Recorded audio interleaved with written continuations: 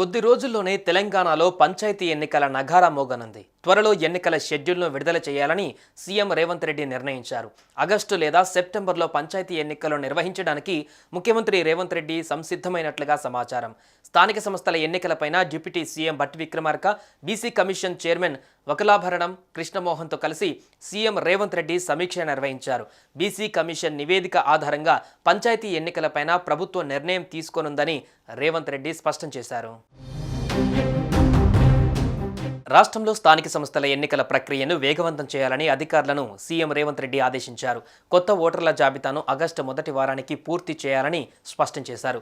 Voter జాబితా పూర్తయిన వెంటనే నిర్ణీత గడువులోగా రిజర్వేషన్ల వివరాలు సమర్పించాలని బీసీ కమిషన్ను కోరారు.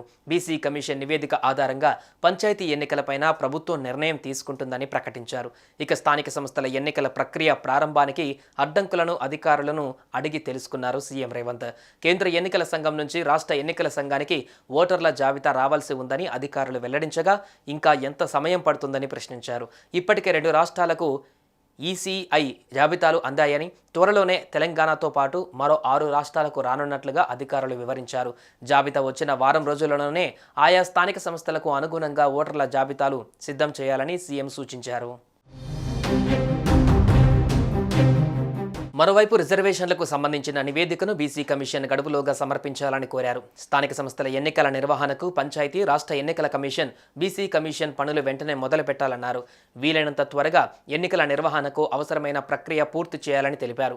ఇక ఈ ఏడాది జనవరి 31తో గ్రామ పంచాయతీ పాలక వర్గాల పదవీకాలం ముగిసింది. ఆగస్టు 1 నాటికి 6 నెలలు పూర్తవుతుంది. ప్రస్తుతం పల్లెల్లో ప్రత్యేక అధికారుల పాలన కొనసాగుతోంది. 6 నెలలు దాటితే కేంద్ర ప్రభుత్వం నుంచి గ్రామాలకు రావాల్సిన గ్రాంట్స్ ఆగిపోనున్నాయి. దీంతో ప్రభుత్వం ఆగమేఘాల మీద పంచాయతీ ఎన్నికలకు ఏర్పాట్లు చేస్తున్నట్లుగా తెలుస్తోంది. దీని ప్రాధాన్యత అంశంగా తీసుకున్న ముఖ్యమంత్రి రేవంత్ రెడ్డి సచివాలయంలో సమీక్ష నిర్వహించారు. అయితే కులగణన నిర్వహించిన తర్వాతే స్థానిక సంస్థల ఎన్నికలకు వెళ్లాలని ఎస్సీ, ఎస్టీ, బీసీ సంఘాల నుంచి డిమాండ్లు వస్తున్నాయి. మరోవైపు కులగణన చేయడానికి 5 నెలల సమయం పడుతుందని అధికారులు చెబుతున్నారు. దీంతో కేంద్రం నుంచి వచ్చే నిధులు వెనక్కిపోతాయని భావిస్తున్న ముఖ్యమంత్రి ఆలోపే ఎన్నికలు నిర్వహించేందుకు సుముఖంగా ఉన్నట్లు తెలుస్తోంది. రాష్ట్రంలో మొత్తం 12,769 గ్రామ పంచాయతీలు ఉన్నాయి. 234 నూతన గ్రామ పంచాయతీల ఏర్పాటు గురించిన బిల్లు గవర్నర్ వద్ద పెండింగ్లో ఉంది.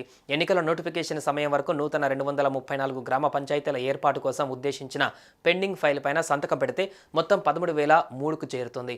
పార్టీల గుర్తులపైన కాకుండా ఈ ఎన్నికలు జరుగుతాయి. ఈ బ్యాలెట్ పద్ధతిలో జరిగే ఈ ఎన్నికలలో వార్డు సభ్యులను, సర్పంచులను ఓటర్లు ప్రత్యక్షంగా ఎన్నుకోవాల్సి ఉంటుంది. మరోవైపు ఆగస్టు 15వ తేదీ వరకు రైతుల రుణమాఫీ ప్రక్రియ కూడా పూర్తి కానుంది. దీంతో రైతుల నుంచి సానుకూలత వస్తుంది.